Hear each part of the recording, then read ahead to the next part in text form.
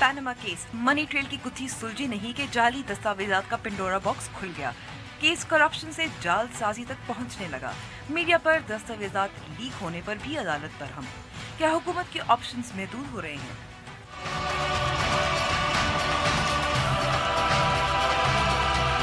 इंतखाबात की हवा चलने को, इलेक्शन कमीशन के इस्लाहाती मंसूबे अभी तक खटाई में। तहरीक इंसाफ की मुजव्वजा इस्लाहात न मानने पर बॉयकॉट। इस्लाहाती कमेटी तजावीज़ अब तक पार्लियामेंट से मंजूर न करवा सकी। क्या इस बार फिर पेंचर और ROs का शोर मचेगा? अमरीकी महकमा खारजा की रिपोर्ट जारी। पाकिस्तान में दहशतगर्दी में कमी का एतराफ़, मगर हक्कानी नेटवर्क और अफगान तालिबान पर डू मोर का मुतालबा जारी। भारतीय मीडिया ने भी जल्दी पर तेल का काम कर दिया। अस्सलामुअलैकुम and welcome to news wise. मैं हूं अंबर शमसी। जस्टिस इजाजुल अफजल ने आज कहा है कि अगर शरीफ ख़ानदान के बच्चे लंदन अपार्टमेंट्स ख़रीदने के ज़राए साबित ना कर सके तो उसके नताइज अवामी ओहदे रखने वालों को भुगतने होंगे। इशारा तो वज़ीर आज़म नवाज शरीफ की जानिब साफ लग रहा है।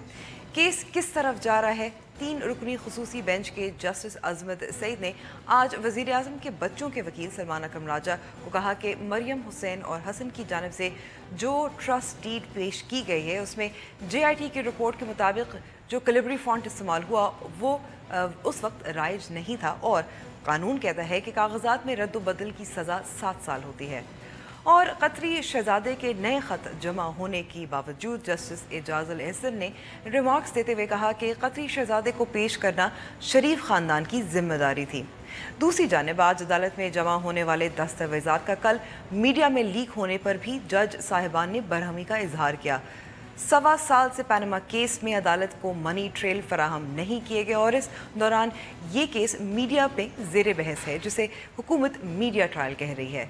ऐसे में इंसाफ के तकाजे पूरा करना कितना मुश्किल है। इसके अलावा प्रोग्राम में हम बात करेंगे उन इंतखाबी इस्लाहात की जिसका शोर धरना नंबर 1 में हुआ, लेकिन सियासी जमातें इसको तवज्जो नहीं दे सकी और तवज्जो देने के बजाय और मामलात में फंस गई। पार्लियामेंट का बॉयकॉट किया और अब इस्लाहाती मुसव्विदा फिर उस पर इत्तफाक नहीं हुआ। तो शफाफ इंतखाबात कैसे हो पाएंगे? शुरू करते हैं अपनी टॉप स्टोरी से। और आज के जो अदालत किस तरफ जारी है, क्या इशारे मिल रहे हैं, हमने कुछ सीनियर कोर्ट रिपोर्टर से बात की, सुनिए। 184(3) का केस था, मफाद आमा में सुना गया और फिर इसको हेयरिंग के दौरान जब तमाम रियासती इदारों ने कोर्ट के साथ ताउन नहीं किया तो फिर 190 आर्टिकल इन्वोक किया गया, जिसका ये मतलब है कि अब वो सुप्रीम कोर्ट जो है वो तमाम जो मुरवजा कवानीन से उनसे बाला जाकर भी कोई फैसला दे सकती है। इस वक्त मामला चल रहा है वो ये है, जो दरख्वास्त गुजारों का मौक़िफ़ है कि prime minister of Pakistan Sadiq और अमीन नहीं रहे हैं, उनको नाअहल करार दिया जाए। और अगर मैं ये कह रहा हूँ कि सुप्रीम कोर्ट ऑफ पाकिस्तान नाअहल भी करार दे सकती है और मामला ट्रायल के लिए जो है वो भिजवा भी सकती है। तो लगता है कि शायद सुप्रीम कोर्ट जो है ये तमाम मामला ट्रायल कोर्ट की तरफ भेज दे। पब्लिक ऑफिस होल्डर वज़ीर आज़म पाकिस्तान है इस तमाम मामले में, और अगर वज़ीर आज़म पाकिस्तान या उनके बच्चे जो हैं लंदन की जायदाद के हवाले से इत्मीनान बख्श जवाब नहीं दे सकते कि किन ज़राए से हासिल की गई, तो ऑब्वियसली उसके कॉन्सिक्वेंसेस वज़ीर आज़म नवाज शरीफ पे भी होंगे। और जब तक ट्रायल कोर्ट फैसला नहीं करती उस वक्त तक वज़ीर आज़म का मुस्तकबिल भी जो है वो गैर यकीनी होगा। वो उन पर इफ़ेक्ट आएगा और वो 62 और 63 की ज़द में आ सकते हैं। कोर्ट जो है उनको डायरेक्ट ये नहीं कहेगी कि अब वो नायल हो गए, वो डिक्लेयर करेंगे कि वो सादिक और अमीन नहीं रहे और उसके बाद जो भी फोरम है स्पीकर का या इलेक्शन कमीशन का वो फिर फर्दर कोई कार्रवाई करेगा। इस पर बात करने के लिए हमारे साथ मौजूद हैं जस्टिस रिटायर्ड नासरा जावेद साहिबा। बहुत बहुत शुक्रिया नासरा साहिबा हमें वक्त देने का। नासरा साहिबा, जब ये पिटिशन फाइल हुई थी तो उस वक्त जो दरख्वास्त गुजार है उनका कहना था कि ये सादिक और अमीन का केस है, लेकिन उसके बाद जो इसमें डेवलपमेंट्स आती गई करप्शन मनी लॉन्ड्रिंग के हवाले से और अब डॉक्यूमेंट्स जो है फोर्जरी के हवाले से भी बात हो रही है, तो आपको लगता है कि मामला फैल गया है? यकीनन मामला जो है ना वो ज़्यादा वसी हो गया है, क्योंकि पहले तो सिर्फ महदूद था इस अमर पे कि जो प्राइम मिनिस्टर हैं वो सादिक और अमीन हैं आर्टिकल 62 और 63 के मयार पे, और अगर नहीं है तो फिर उनको डिस्क्वालीफाई कर देना चाहिए। और डिस्क्वालीफाई इसी तरह आगे मेरे ख़्याल में कि तकरीबन 19 लोग हो चुके हैं। और क्योंकि ये वज़ीर आज़म पाकिस्तान کا سوال ہے تو اس لیے آرٹیکل 184(3) کو انووک کیا گیا کیونکہ یہ پبلک انٹرسٹ کا سوال ہے، اور آپ دیکھ ہی رہے ہیں کہ 1.25 سال سے تمام جو شہری ہیں ان کی نگاہیں سپریم کورٹ پر مرکوز ہیں کہ کیا فیصلہ آتا ہے، مگر اس میں طویل مدت گزر جانے کی کئی وجوہات ہوئیں۔ پہلے تو ایک بینچ جس کو chief justice of Pakistan head کر رہے تھے، انہوں نے 2 مہینے سنا اور پھر ایک دم اس کو کر دیا ایڈجرن بالکل، اور 15 دن کی چھٹی پہ چلے گئے، تو وہ تو سارا معاملہ ٹھپ ہو گیا کیونکہ بینچ ہی نہیں کانسٹیٹیوٹڈ رہی۔ اس کے بعد جب نئے چیف جسٹس صاحب آئے تو انہوں نے یہ 5 ممبران پہ بینچ کانسٹیٹیوٹ کی، اور انہوں نے 2 مہینے کی ہیئرنگز کے بعد پھر ججمنٹ ریزرو کی۔ ججمنٹ ریزرو کرنے کے کچھ ہفتے کے بعد انہوں نے 2 جج صاحبان نے ان کو ڈسکوالیفائڈ ڈکلیئر کر دیا، اور 3 نے تفتیش کے لیے یہ JIT جو ہے اس کو تشکیل دیا۔ JIT کی تشکیل پہ پہلے تو بہت خوشی منائی گئی پرائم منسٹر صاحب اور ان کے بچوں کی طرف سے اور ان کے باقی حواریوں کی طرف سے، اور میں یہاں آپ کو بار بار کہوں گی کہ آپ حکومت کا لفظ نہ استعمال کریں، حکومت تو ہے ہی نہیں اس کیس میں ملوث براہ راست، یہ تو شریف ذاتی طور پہ شریف خاندان ہے بالکل، اور اس لیے بار بار یہ کہنا کہ حکومتی اداروں کو اس میں شامل کیا گیا JIT کی تشکیل میں، اور میں سمجھتی ہوں یہی ایک بہت خوشی کا باعث ہوا وزیر اعظم صاحب اور ان کے اولاد اور ان کے حواریوں کے لیے، کہ ان کا یہ خیال تھا کہ جتنے لوگ یہاں پہ سرکردہ ہیں جن کو اپوائنٹ کیا گیا ہوا ہے ایز ہیڈ آف انسٹیٹیوشنز، وہ سب انہی نے کیا ہے، اور جیسے کہ وہ نیب کے جو چیف ہیں ان کو 2 جو ہیں مین پارٹیز وہ مل کے ان کے اوپر اتفاق کرتی ہے، اور 2 مین پارٹیز کون ہیں؟ ایک تو پیپلز پارٹی تھی اور ایک PMLN تھی، اور انہوں نے تو مساق جمہوریت جس کو آپ کہہ لیے مساق کچھ اور ہی، وہ ان کا تو یہ آپس میں میثاق تھا کہ آپ مجھے کچھ نہ کہیے گا اور میں آپ کو کچھ نہ کہوں گا۔ یعنی کہ جی ناصرہ صاحبہ، یعنی کہ اس کی زد میں صرف وزیر اعظم نہیں، ان کے بچے، نظام جمہوریت، یہ سب کچھ ایسا لگ رہا ہے کہ آ رہا ہے۔ انشاءاللہ نظام جمہوریت کو کوئی زد نہیں پہنچے گی۔ ان کے سمدھی ہیں بیچ میں اسحاق ڈار صاحب، تو وہ بھی رسپونڈنٹس میں شامل ہوئے ہیں، اور ان کے وکیل صاحب نے اپنے دلائل مکمل کر لیے ہوئے ہیں، وزیر اعظم صاحب کے وکیل خواجہ حارث صاحب نے بھی مکمل کر لیے ہوئے ہیں۔ اب جو سلمان اکرم راجہ صاحب نے کچھ نئے کاغذات یا ڈاکیومنٹس جو تھے وہ پیش کیے عدالت میں، لیکن عدالت میں پیش کرنے سے پہلے انہوں نے میڈیا کو وہ دے دیے، یا ان کے بقول انہوں نے نہیں دیے۔ یہ بہت اہم سوال ہے۔ سلمان اکرم راجہ کا کہنا تھا، ان کا دعویٰ تھا کہ میں نے تو نہیں کیے، خود سے تو نہیں کیے، لیکن اس پہ جج صاحبان نے بہت برہمی کا اظہار بھی کیا۔ جو 1.25 سال سے ایک میڈیا ٹرائل بھی چل رہا ہے، اس کو یہ بھی کہہ سکتے ہیں کیونکہ میڈیا میں اتنا زیادہ ڈسکس ہوتا ہے، نئی نئی چیزیں ہوتی ہیں، آپ کو لگتا ہے کہ یہ کس طرح سے اثر انداز ہو سکتا ہے فیصلے پر؟ کیونکہ آپ یقیناً یہ جو ڈاکیومنٹس تھے اگر سلمان اکرم راجہ صاحب نے از خود نہیں میڈیا کو دیے تو ان کا بہت بڑا چیمبر ہے، کسی نہ کسی نے اس چیمبر سے یا جس کے پاس دسترس تھی ان ڈاکیومنٹس کو انہی نے میڈیا کو دیا، اور برہمی کی وجہ یہ تھی کہ پھر اعجاز افضل صاحب نے فرمایا کہ اگر آپ نے میڈیا ہی کو دینے تھے تو پھر وہاں پنڈال لگا ہوا ہے، تو پھر آپ اپنی گزارشات ہے یا دلائل تو وہ انہی کو جا کے پیش کیجئے۔ یہ بات جو ہے یہ بہت اس کے سنگین نتائج نکل سکتے ہیں۔ اور جب پھر انہوں نے وہ مسودے دیکھے جو ان کے پاس سامنے آئے اور ڈاکیومنٹس کو انہوں نے ایگزامن کیا، تو یہ کہنا تھا وکیل صاحب کا کہ یہ JIT نے نہیں شامل کی اپنی رپورٹ میں، لیکن وہ رپورٹ میں شامل تھے، اور وہ میرا خیال ہے والیوم 6 میں تھے، اور یہ JIT نے اس کے اوپر آبزرویشنز کی ہوئی تھی کہ ہم نے یہ ڈاکیومنٹس مسترد کر دیے ہیں کیونکہ ان کی ویلیڈیٹی جو ہے وہ مشکوک ہے۔ اور اس پہ ایک جج صاحب نے تو یہ بھی فرمایا کہ 4 فروری کی جو ایک آپ کی ڈاکیومنٹ کی اٹیسٹیشن ہے، 4 فروری کا دن جو ہے وہ ہفتے کے دن آتا تھا، تو ہفتے کے دن اس کی اٹیسٹیشن کیا ہوئی؟ کیونکہ ہفتے کے دن تو وہاں چھٹی ہوتی ہے، تو اس لیے یہ ساری باتیں جو ہیں یہ ظاہر ہے برہمی کی وجہ بنی، اور پھر انہوں نے یہ بھی کہا کہ معلوم ہوتا ہے کہ یہ جعل سازی ہے۔ جب ہم فیصلے کا، کیونکہ ظاہر ہے پوری قوم منتظر ہے، یہ اس پہ اثر انداز ہو سکتی ہے یہ سب باتیں میڈیا پہ جو اکثر دونوں طرف پارٹیز جو ہیں وہ بھی کرتی رہتی ہیں؟ جی मैं समझती हूँ कि ये जो एक सर्कस बाहर लगी हुई है ना, उसमें ख़ास तौर पे हुकूमत का जो लफ्ज़ इस्तेमाल होता है, वहाँ बहुत सारे आते हैं पार्लियामेंटेरियंस और जो एडवाइज़र्स हैं, और वहाँ अपनी अपनी तमाम राग अलापते हैं, और इसी तरह जो अपोजिशन वाले हैं वो भी यही करते हैं, और बहुत नाजेबा ज़ुबान इस्तेमाल होती है। और मैं समझती हूँ कि हमारी सियासत के लिए ये खुशाइंद नहीं है, क्योंकि ये इतनी हद तक चले जाना कि गाली गलोच पे तकरीबन नौबत आ जाती है, और फिर थ्रेट करना, ये जो सारी बातें हैं इसका असर यकीनन हुकूमती नुमाइंदे जो हैं या जो इन सरबराह थे इन तमाम इदारों के जो JIT में शामिल थे उनको भी दबाव में डालना है, और इनडायरेक्टली अदालत को भी दबाव में डालना है। ये कोई अच्छी बात नहीं है। और फिर वो कह रहे हैं कि जी सामने हमें ये नज़र आ रहा है, अब इनके साथ ये होगा, वो दूसरे कह रही है इनके साथ होगा। तो ये सारी बातें जो है ना, ये जमहूरी निज़ाम में ऐसे वाक़यात होने नहीं चाहिए, और एक दूसरे के साथ टॉलरेंस होनी चाहिए पार्टीज़ की। और जिस तरह वो मिसाल के जमहूरियत में उन्होंने ये फ़ैसला कर लिया कि कोई किसी की बदनमानी पे कोई लफ्ज़ ही नहीं उठाएगा, और जो नैब के लिए आएगी चीज़ उसको बस मुस्तगरक कर देंगे और दबा देंगे, जिस तरह कोई कब्र में करते हैं।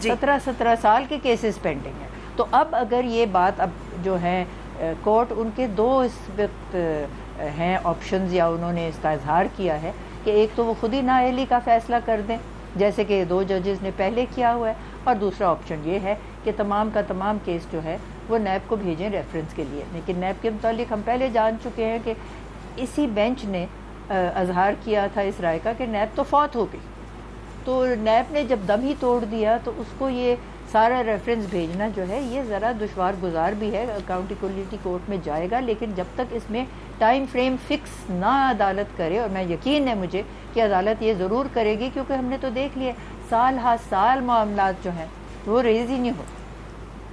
तो इस बात पे जब तक ना हो कोई पहले वक्त का तयन कि जी 60 दिन में करेंगे या 70 दिन में या जितने दिन में, तो फिर तमाम अवाम की जो इस वक्त है परेशानी वो वहीं की वहीं कायम रहेगी। तो अब ये देखिए कल का दिन है। जस्टिस रिटायर्ड नासरा, बहुत बहुत शुक्रिया वक्त देने का। ब्रेक आ रहे हैं, और ब्रेक के बाद इलेक्शन कमीशन ऑफ पाकिस्तान की कुछ शिकायतें।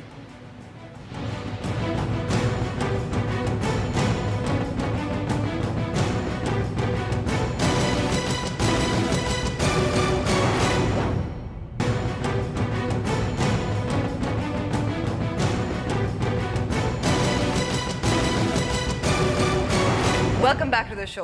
इंतखाबी इस्लाहात में ताख़ीर और बजट की अदम फराहमी के बायस आइंदा आम इंतखाबात के लिए इलेक्शन कमीशन के कई मंसूबे खटाई में पड़ने का खदशा है। हुकूमत का कहना है कि कल इस्लाहाती कमेटी की मंजूरी के बाद इंतखाबी इस्लाहात 2017 का बिल पार्लियामेंट से मंजूर करा लिया जाएगा, जबकि तहरीक इंसाफ इस कमेटी का बॉयकॉट कर चुकी है। हमारे नुमाइंदा खुसूसी फयाज राजा की ये रिपोर्ट।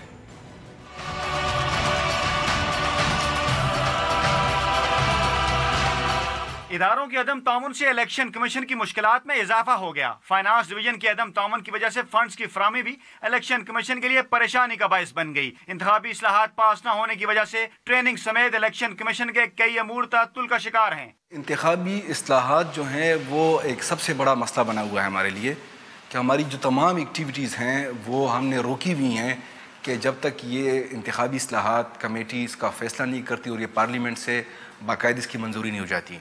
दूसरी जानिब पाकिस्तान तहरीक इंसाफ के कमेटी से वाकआउट और जमात इस्लामी के तहफ़्फ़ुज़ात के बावजूद इंतखाबी इस्लाहात कमेटी ने इलेक्शन बिल 2017 के इब्तदाई मुसवदे की असूली मंजूरी दे दी है। जुम्मा को तमाम अरकान के दस्तखतों के बाद मुजव्वज़ा इंतखाबी बिल पार्लियामेंट में पेश कर दिया जाएगा। हमने पहले दिन से ये बात सामने रखी थी कि जब तक इलेक्शन कमीशन फाइनेंशियली इंतज़ामी तौर पर बाइख्तियार न हो, ये मुमकिन नहीं है कि इस मुल्क में इलेक्शन कमीशन के ज़रिए कोई फेयर और ट्रांसपेरेंट इलेक्शन हो सके।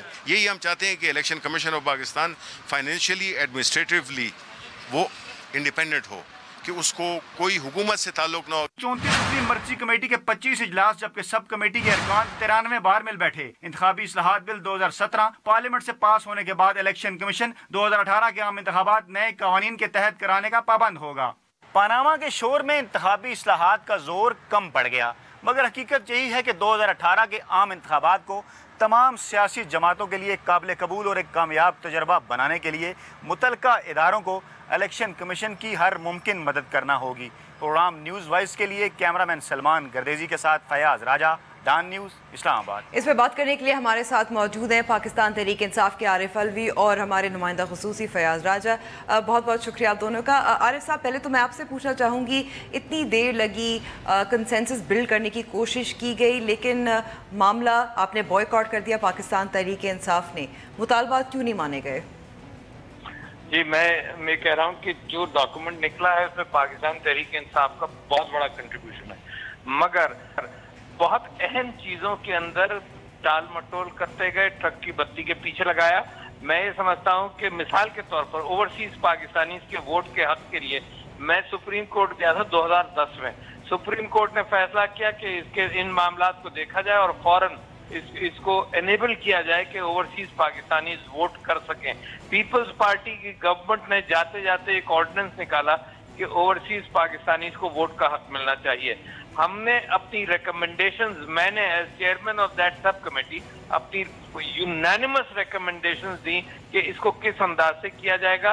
कोई प्रोग्रेस नहीं की, इतनी टाल मटोल की कि आज ये कह रहे हैं कि इसका इम्कान नहीं है।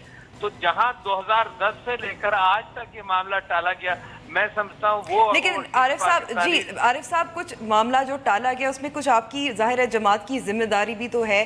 पार्लियामेंट का बॉयकॉट किया था आपकी जमात ने, हालांकि शफाफ इंतखाबात। आप मेरी बात सुन लें, ये ओवरसीज पाकिस्तानी का chair of the committee was me, और हमने 2015 में अपनी रिपोर्ट फाइनल करके यूनानिमस रिपोर्ट इनको दे दी। तो लिहाजा मेरी कमेटी ने वो जिम्मेदारी वो पूरी की। फिर बायोमेट्रिक आइडेंटिफिकेशन के अंदर फरवरी 2015 में बड़ी तेजी से पीटीआई ने काम किया है। फरवरी 2015 में बायोमेट्रिक आइडेंटिफिकेशन पर स्पेसिफिकेशन तैयार की कि कैसी मशीनें और क्या चाहते हैं, और नवंबर 2015 में इलेक्शन कमीशन ऑफ पाकिस्तान ने उसको अप्रूव किया, मगर उसकी एक्वायरमेंट को देर लगाई। मैं नवंबर 2015 की बात बता रहा हूँ। टोटली फाइनलाइज के मशीन ऐसे आएगी और ये काम करेगी और इसको बिड कराएं। इन्होंने मशीनें एक्वायर करने में 2 साल लगाए, उसके बाद अभी 200 मशीनें खरीदी और हमसे वादा किया कि PS 114 में ट्रायल रन करेंगे। इतना डिले किया और PS 114 में भी नहीं किया, तो लिहाजा 2018 में भी बायोमेट्रिक आइडेंटिफिकेशन का इम्कान कोई नहीं। ये वो कमेटी है जिसने ये यूनानिमस प्रपोजल इंक्लूडिंग मशीन की specifications, electronic voting machine was the third item, मेरी कमेटी ने फाइनलाइज किया यूनानिमस करके फरवरी 2015 में फाइनलाइज कर इलेक्शन कमीशन ऑफ पाकिस्तान ने अप्रूव कर दिया। खानापुरी की तीनों चीजों के अंदर खानापुरी की थी। बहुत आरिफ साहब, बहुत बहुत शुक्रिया अपना मौक़िफ़ पेश करने का।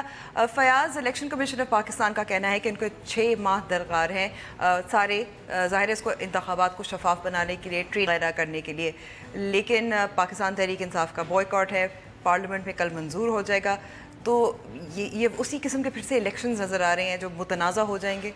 देखिए, पहले मैं ये वाज़ह कर दूं कि पार्लियामेंट से कल मंजूर जो है ये बिल नहीं होने जा रहा है। कल जो रिपोर्ट है वो फाइनल वहाँ पर उसके अंदर दस्तखत होंगे, उसके बाद ये मंजूरी के लिए पार्लियामेंट के अंदर पेश की जाएगी और इसमें मज़ीद 1 से 1.5 माह भी लग सकता है। लेकिन इसमें जो इंतहाई अहम बात है वो ये है कि 4 अहम स्टेक होल्डर्स हैं इंतखाबी इस्लाहात के। एक तो ज़ाहिर है पाकिस्तानी अवाम, दूसरा इलेक्शन कमीशन ऑफ पाकिस्तान, तीसरी हुकूमत और चौथी अपोजिशन जमातें। लेकिन मेरा ख्याल है कि ये जो तीनों स्टेक होल्डर्स हैं, इन तीनों की जानिब से जो है वो तख़ीर का शिकार हुई ये जो इंतखाबी इस्लाहात थी। पहले जो है वो पाकिस्तान तहरीक इंसाफ की तरफ से भी बाइकाट रहा, उसके बाद इलेक्शन कमीशन की जानिब से भी इसका बाइकाट कर दिया क्योंकि तहरीक इंसाफ उनको नहीं मान रहा था। फिर हुकूमत के अंदर से भी जो है वो डिलेइंग टैक्टिक्स जो है वो मुख्तलिफ यानी कि मौके के ऊपर सामने आती रही। लेकिन जो सफ़र होंगे वो पाकिस्तानी अवाम, क्योंकि इलेक्शन कमीशन का ये कहना है कि जितने भी उनके प्रोजेक्ट हैं, जितने भी उन्होंने जो है वो नई चीज़ें लेके आनी थी, वो सब जो है मुख्तलिफ इदारों के अदम तावन की वजह से जो है वो खटाई में पड़ी हुई हैं और उन्हें जो है वो अब तक इस बात का जो है वो नहीं बताया गया कि आया कवानीन जो है वो कब मंजूर होंगे, क्योंकि उन्होंने अपना जो स्टाफ है आइंदा इंतखाबात के लिए जो उनकी तरबियत है वो भी करनी है। और इसके अलावा जो 2-3 जो अहम प्रोजेक्ट हैं उनके, जैसा कि रिज़ल्ट मैनेजमेंट सिस्टम और इसके साथ RTS रिज़ल्ट ट्रांसमिशन सिस्टम, इन दोनों के जो पायलट प्रोजेक्ट हैं वो भी अभी होना बाकी हैं। जैसा कि आरिफ अलवी साहब भी फरमा रहे थे कि PS 114 के अंदर होने थे, लेकिन नादरा की जानिब से जो है वो अदम तावन के बायस इलेक्शन कमीशन को डेटा नहीं दिया गया, क्योंकि अभी तक कोई ऐसी आईनी तरमीम भी सामने नहीं आई थी कि नादरा जो है वो अपना data election commission of Pakistan को दे, इसलिए ये सारा अमल जो है वो डिले होता गया। बहुत बहुत शुक्रिया फयाज, उस पर हम मज़ीद ज़ाहिर है बात करते रहेंगे प्रोग्राम में, लेकिन इस वक्त ब्रेक पे जा रहे हैं और ब्रेक के बाद अमरीका का डू मोर का मुतालबा।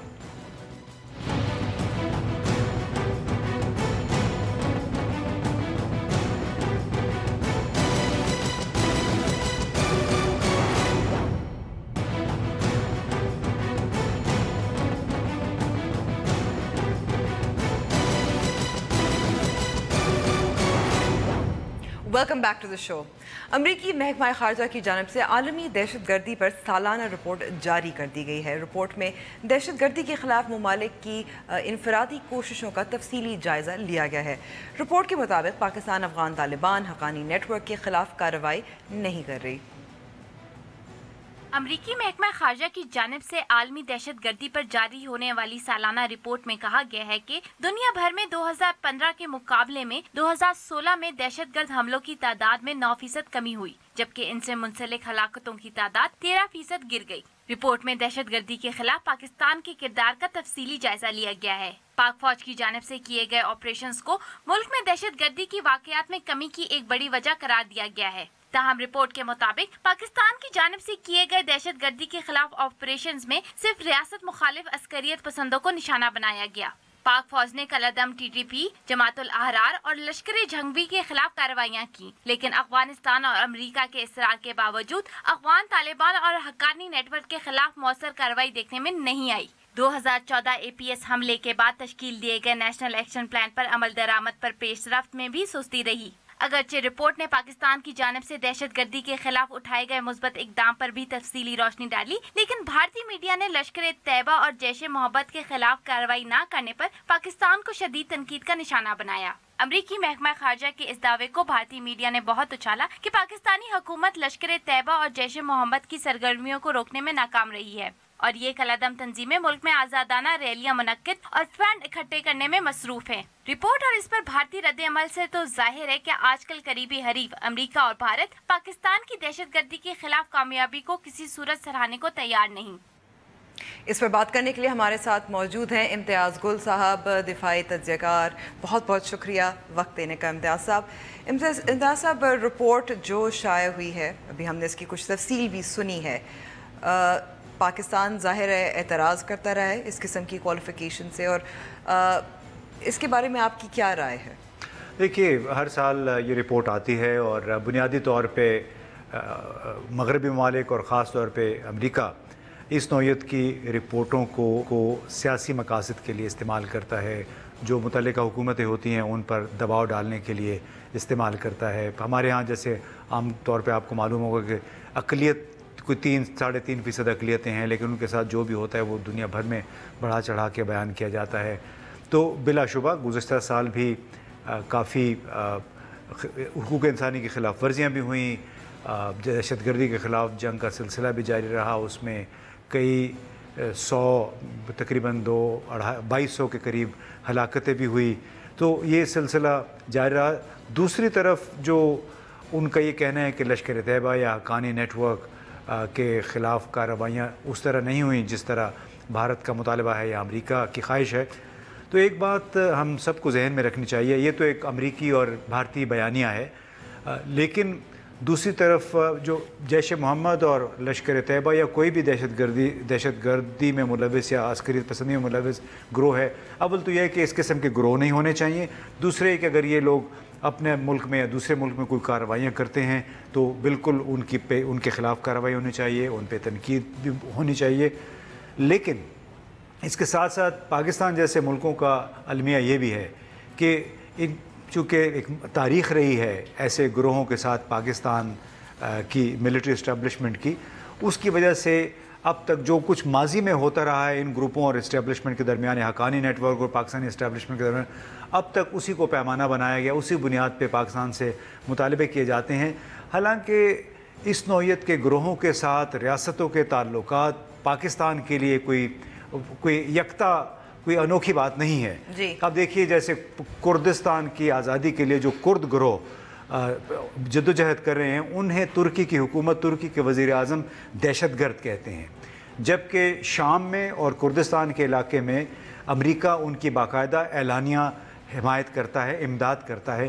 انہیں تو ان کے حوالے سے تو کوئی ذکر نہیں کیا گیا. اسی طرح جو گروہ شام کے خلاف اس وقت مصروف ہیں جنگ میں، ان کی ابتدا میں امریکہ نے، سعودی عرب نے اور ترکی نے براہ راست امداد کی تھی. وہ گروہ روس کے لیے اور چین کے لیے، ایران کے لیے بالکل ایک دہشت گرد گروہ کی حیثیت رکھتے ہیں. اچھا، اگر ہم اس رپورٹ کو جو ٹرمپ انتظامیہ کے حال آج کل وہ ظاہر پالیسی بنا رہے ہیں، اس وقت کچھ فیصلے کرنے جا رہے ہیں جنوبی ایشیا کے حوالے سے، افغانستان کے حوالے سے، تو اگر اس تناظر میں دیکھا جائے تو ہمیں خدشہ رہنا چاہیے کہ ٹرمپ انتظامیہ کے ہماری طرف رویہ کیا ہوگا یا نہیں؟ دیکھیے، پاکستان کے ساتھ امریکی انتظامیہ کا اور خاص طور پہ وہاں کی سیکیورٹی اسٹیبلشمنٹ کا رویہ کوئی بہت مختلف نہیں ہوگا اگر نئی پالیسی آ بھی گئی. 16 سال سے ہم سن رہے ہیں کہ گو ٹف آن پاکستان، مزید ان پہ پابندیاں لگا دیں، یہ کر دیں، وہ کر دیں. ابھی آپ کے ذہن میں شاید یاد ہو کہ امریکی سینیٹر جان مکین جب کابل گئے چند 2-3 ہفتے پہلے، تو وہاں پہ انہوں نے جا کے یہ کہا کہ ہمیں اس بات پہ غور کرنا چاہیے کہ 15 برسوں کے دوران اگر ہم پاکستان کو اس کی پالیسیاں تبدیل کرنے پہ مجبور نہیں کر سکے تو شاید ہمیں اپنی پالیسی تبدیل کرنی ہوگی. شاید ان کا اشارہ اس طرف ہو کہ اس پہ مزید سختی کریں، شاید یہ اشارہ ہو کہ ہو سکتا ہے کہ ہم غلط ہوں اور ہمیں اپنی پالیسی پہ نظر ثانی کرنی چاہیے. وہ اس وجہ سے بھی انہوں نے کہا ہوگا کہ امریکہ کے جو خصوصی نمائندے تھے کچھ عرصے پہلے تک، رچرڈ آلسن جو یہاں سفیر بھی رہے، انہوں نے واشنگٹن میں بیٹھ کے کچھ عرصہ پہلے یہ کہا کہ طالبان یا حقانی نیٹ ورک کو آپ یہ سمجھیں کہ وہ پاکستان کے اسٹیٹ کور مفادات کا حصہ ہیں اور کوئی بھی ملک اپنے کور مفادات پہ سمجھوتا نہیں کرتا ہے. ہو سکتا ہے کہ جان مکین نے یہ بات کی ہو کہ طالبان یا حقانی نیٹ ورک یا جیش محمد، یہ لوگ جو گروہ ہیں، یہ پاکستان کے کور مفادات ہیں، یہ تبدیل نہیں ہوں گے. جب تک دوسرے ممالک بھی اپنے بنیادی کلیدی مفادات کے لیے غیر ریاستی گروہوں کو استعمال کرتے رہیں گے، ان پہ تکیہ کرتے رہیں گے، پاکستان جیسے ممالک بھی میرا خیال ہے اسی روش پہ چلتے رہیں گے. لہٰذا اس حوالے سے پاکستان کو کسی تشویش کی ضرورت نہیں ہے، کیونکہ اگر 15 برس پہلے، اگر آپ اجازت دیں 10 سیکنڈ، 15 برس پہلے، 1 سال 2 سال پہلے تک پاکستان پہ دباؤ بہت تھا. اس وقت چین پاکستان کے ساتھ اتنا کھل کے ساتھ نہیں تھا. ابھی پاکستان چین کی، روس کی ایک اسٹریٹجک پارٹنرشپ ہو گئی ہے. اب بھلے جس قدر مرضی پابندیاں لگا لے امریکہ، اس میں نہیں سمجھتا کہ پاکستان ان کی مرضی کے مطابق یا بھارت کی مرضی کے مطابق پالیسی اپنی تبدیل کرے گا. امتیاز صاحب، آپ نے جو بات کی، ایکچولی میں سوال یہی کرنے جا رہی تھی کہ کیونکہ پاکستان کے اپنی پارٹنرشپس جو ہیں تھوڑی سی ڈائیورسفائی ہو گئی ہیں، روس کے ساتھ ڈیفنس کوآپریشن بھی ہے، چین بھی ہے، تو اگر امریکہ چاہے بھی کہ ایڈ کٹ آف کر لے، ہمیں ملٹری سپلائی وغیرہ وغیرہ، تو اب پاکستان کو شاید اتنا اثر نہ ہو. جی بالکل ایسے ہی ہے. دیکھیے، ہم نے امریکہ کے ساتھ میجر نان نیٹو ایلائی کے طور پہ بھی کام کیا 15 برس تک، لیکن اس کا پاکستان کی معیشت پہ کیا اثر پڑا؟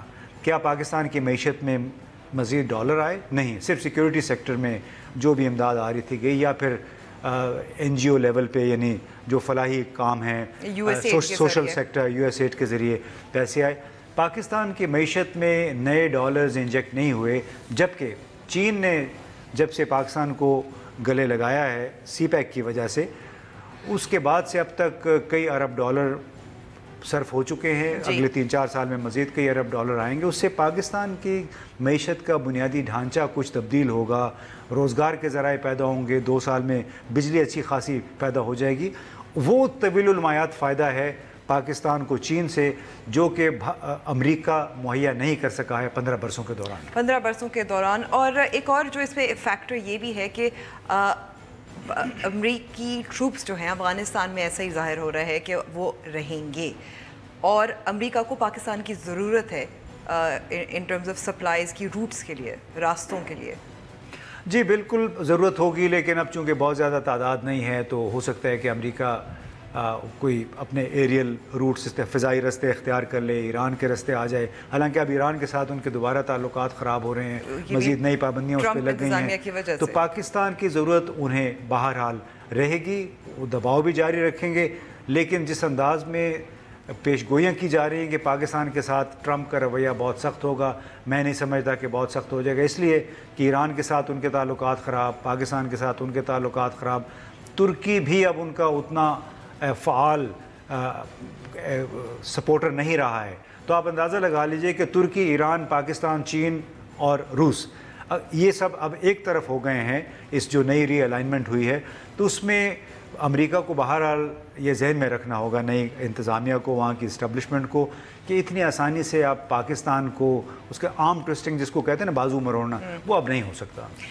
اور یہ بھی درست ہے کہ ٹرمپ انتظامیہ کی ایک کمزوری بھی ہم نے سامنے دیکھی. کچھ واقعات ایسے ہوئے کہ ایک طرف جب یہ قطر اور سعودی عرب کا معاملہ اٹھا تھا تو قطر کے خلاف صدر کے بہت سخت بیانات سامنے آئے، لیکن اس کے بعد ہم نے دیکھا کہ انہوں نے معاہدہ بھی ساتھ طے کیا، سیکرٹری اسٹیٹ نے دورہ بھی کیا.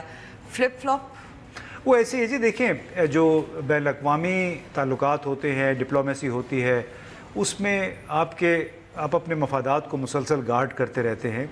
جہاں بھی آپ کو اپنا مفاد نظر آتا ہے تو پھر گدھے کو بھی باپ بنا لیتے ہیں. جب ماضی کا بدترین ڈکٹیٹر ہوتا ہے نریندر مودی جیسا انسان جو کہ جن کو ویزے سے انکار ہو گیا تھا، وہ آپ کا بہترین اتحادی اس کو قرار دے دیتے ہیں. تو بین الاقوامی سیاست میں اصول کوئی نہیں ہوتے، صرف مفادات ہوتے ہیں.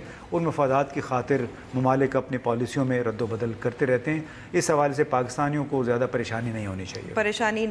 اگر ہم رپورٹ کی طرف دوبارہ سے چلے جائیں تو اس میں یہ بھی اس رپورٹ میں کہا گیا، تعریف کی گئی ہے کہ پاکستان نے کچھ جو اپنا کردار ادا کیا تھا افغان ریکنسیلیشن اور ان کو سیاسی قوتوں کو اکٹھا کرنے میں، تو مگر وہ تو اب رک گیا ہے سلسلہ. دیکھیے، اس میں اس کا دار و مدار پاکستان پہ تو نہیں ہے.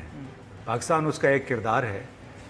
باقی افغانستان کے اندر کابل میں جتنے بھی اس کے کیریکٹرز ہیں وہاں کے سیاسی، ان کے آپس میں بہت تعلقات ان کے خراب ہیں. آپ کو شاید یاد ہو کہ 3 دن پہلے ہی ایک نائب صدر ہیں جو کہ 2 مہینے پہلے چلے گئے تھے ترکی علاج کے بہانے، اب واپس آنے کی انہوں نے کوشش کی. ان کے جہاز کو افغانستان میں لینڈ نہیں کرنے دیا گیا. جنرل عبدالرشید دوستم جی بالکل ان کے جو ایک مخالف تھے فرا صوبے میں، وہ اب اتحادی بن گئے ہیں اشرف غنی کے.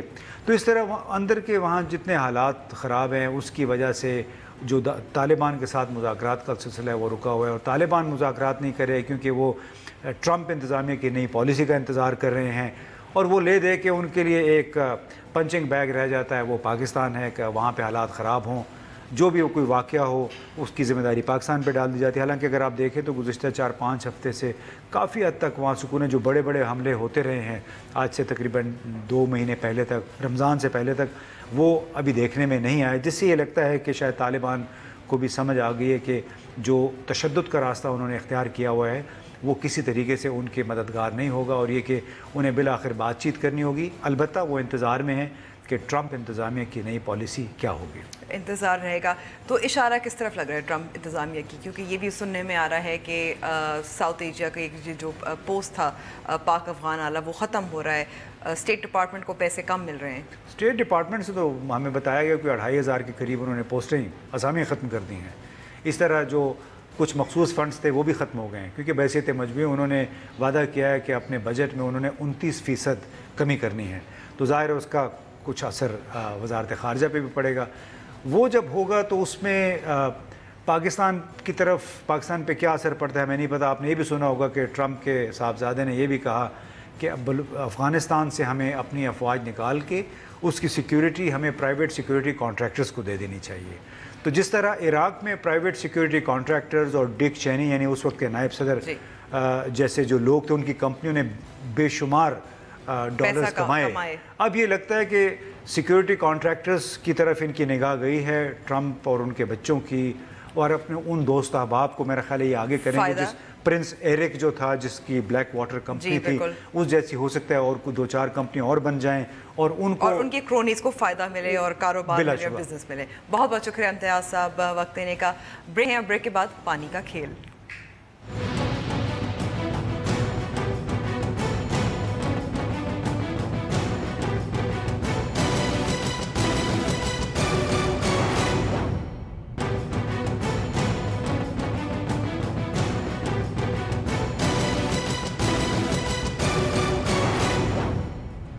न्यूज़ वॉइस में एक बार फिर खुशामदीद।